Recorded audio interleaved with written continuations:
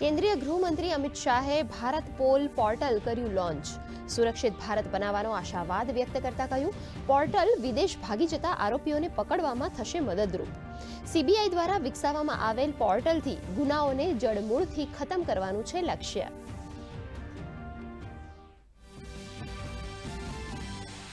આજે દિલ્હી વિધાનસભા ચૂંટણીનો થશે શંખનાદ।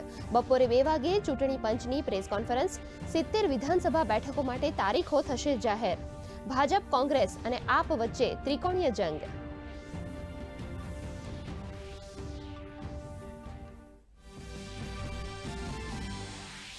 .8ની તીવ્રતાના ભૂકંપના આંચકાથી તિબેટમાં ભારે નુકસાન, 53 લોકોના મૃત્યુ। નેપાળમાં પણ વહેલી સવારે 7.1ની તીવ્રતાનો ભૂકંપનો આંચકો। સવારે 6:40 આવેલ આંચકાનું એપી સેન્ટર નેપાળના લોબુચુથી 93 કિલોમીટર દૂર ઉત્તર પૂર્વમાં। ભારતમાં પણ અનુભવાયા ભૂકંપના આંચકા। પ્રયાગરાજમાં મહાકુંભ 2025ની તૈયારીઓ પૂરજોશમાં।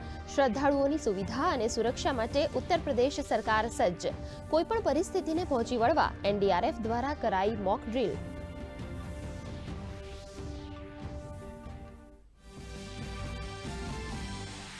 રાજ્ય સહિત દેશમાં એચએમપીવી વાયરસ મામલે બેઠક। રાજ્યમાં સરકારી હોસ્પિટલોમાં અલાયદા વોર્ડની ઊભી કરાઈ વ્યવસ્થા। વોર્ડમાં જ ટેસ્ટ અને દવાની ઊભી કરાશે સગવડ। તો શરદી, ખાંસી જેવા લક્ષણ ધરાવતા આ વાયરસથી ગભરાવાની જરૂર ન હોવાનું જણાવતા આરોગ્ય મંત્રાલય।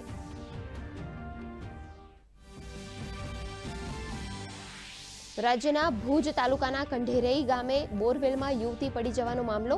500 ફૂટ ઊંડા બોરવેલમાં ફસાયેલ યુવતીને હાલ 100 ફૂટના અંતરે। એનડીઆરએફ, બીએસએફ, આર્મી, ડિઝાસ્ટર સહિત સ્થાનિક વહીવટીતંત્ર દ્વારા ચલાવાઈ રહ્યું છે રેસ્ક્યુ ઓપરેશન।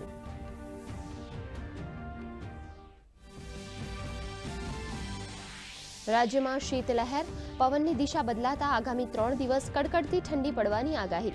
6.2 ડિગ્રી લઘુત્તમ તાપમાન સાથે નલિયા રાજ્યનું સૌથી ઠંડુ શહેર। તો રાજકોટમાં 9.8, ગાંધીનગરમાં 11.5, અમરેલીમાં 12 ડિગ્રી લઘુત્તમ તાપમાન।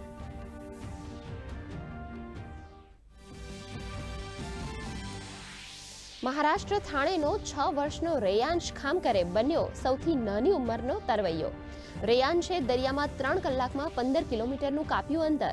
વિજયદુર્ગની માલપે જેટીથી વાઘોટન જેટી સુધી સ્વિમિંગ કરી ઇન્ડિયા બુક ઓફ રેકોર્ડમાં નોંધાવ્યું નામ।